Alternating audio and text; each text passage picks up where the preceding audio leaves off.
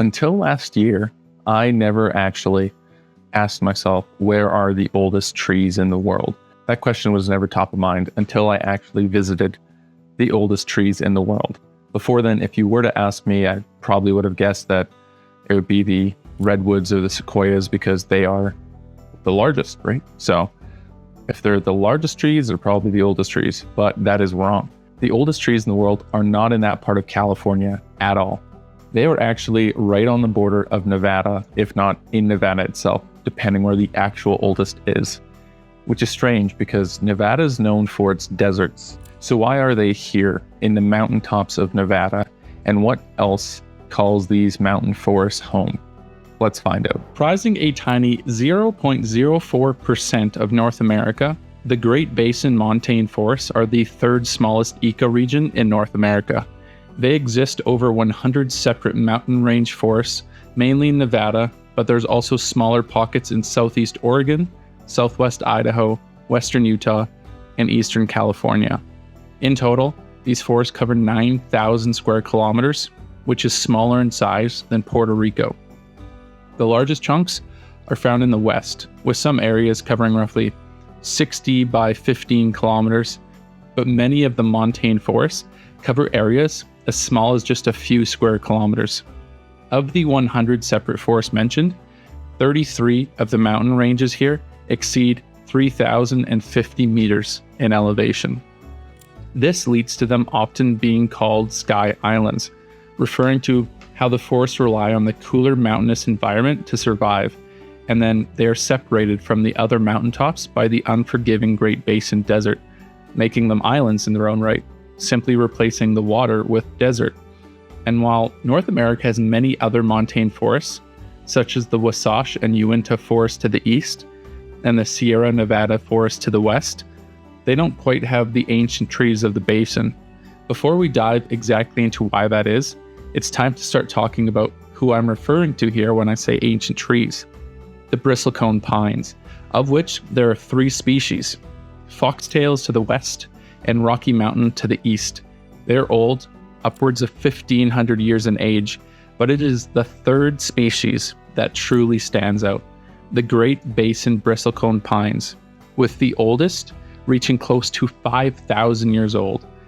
Back in 1964, the oldest of the old, Prometheus, was cut down, who could have been at least 5,000 years old at this time. That is almost double the age of those old redwoods. And for context, the oldest trees were already a few centuries old when the Great Pyramids were built. These trees are roughly 5 to 15 meters tall and 2.5 to 3.5 meters in diameter, and they are gnarly and stout. Their color is orange-yellow and their leaves are bundles of needles. The leaves alone can live for 40 years, and the oldest of the trees are essentially 90% dead because the internal structure is segmented and often just a thin strip of growth will connect the roots to the remaining living branches. And the cones give them their name, their prickles resembling bristles, hence bristlecone. Occurring just below the tree line, which in this area is anywhere from 2,000 to 3,400 meters in elevation, they live in harsh conditions where the rocky area makes it hard for other species to survive, and they also have to contend with wind, cold, and snow.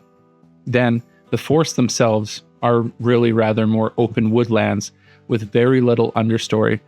The spacing between the trees reduces risks of fire spreading, and being some of the only plants surviving here, competition is low. But because they are so resinous when they are found by fire, they will light up like a torch.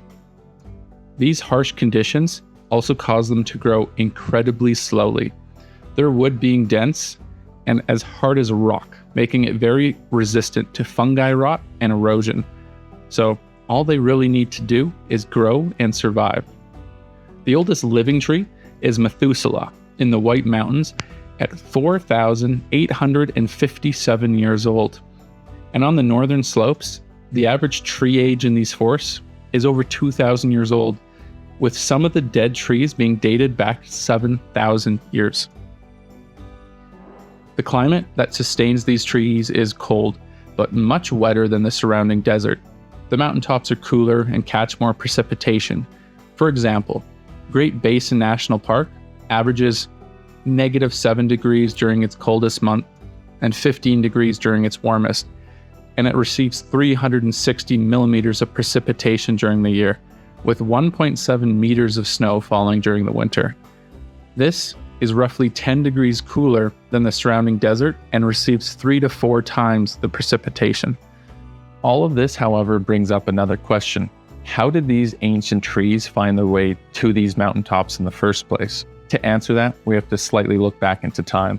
And while it's a little bit hard to figure out the exact evolutionary history, if we look into the slightly more recent past of Pliocene Nevada 25,000 years ago, we'll see that much of Nevada was much wetter than it is today, and water was everywhere. The freeze-thaw cycles of the Ice Age carved out more lakes and valleys, such as Lake Lahontan and Lake Bonneville, but these started to dry up about 12,000 years ago. This drying changed much of the life living here to desert, with many of the plants only having one way to go, up. Then over time, with their isolation, some mountains are unique, like Steens Mountain in Oregon, which has no pine tree species found, and it's thought that prehistoric fires killed the forest that once existed there.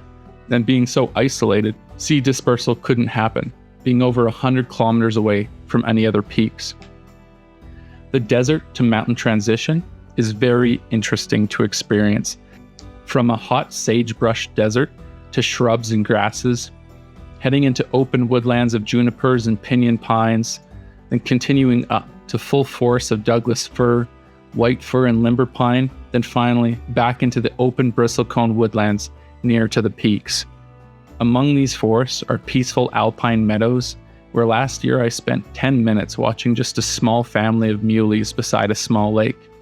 As well, aspen groves can be found in areas of recent fire or rock slides, with the big colonies quickly spreading. And finally, one of the favorite lower mountain regions I wandered through was almost savanna-like, with cactus and mountain mahogany covering an east-facing slope. This diversity of habitats, in turn, supports many species of animals. Over 60 species of mammals are found in these forests. The large herbivores include elk, bighorn sheep, and the most common, mule deer. Carnivores are made up of cats, weasels, and canids. These prey on the abundant rabbit and rodent species. Then, caves are common in the area, supporting over 15 bat species. And with the roughly 5 different habitat types as you move up the mountain, bird diversity is surprisingly high, with over 200 species. The golden eagle, Cooper's hawk, and the northern harrier are common birds of prey, but the birds that truly thrive here year-round are the seed-eating specialists, such as Cassin's finch, the red crossbill, whose namely crossed bill helps to open cones to get the seeds, the gray-crowned and black rosy finches, and finally Clark's nutcracker, who is essential for seed dispersal, known to stash over 90,000 seeds in a year in a variety of different locations.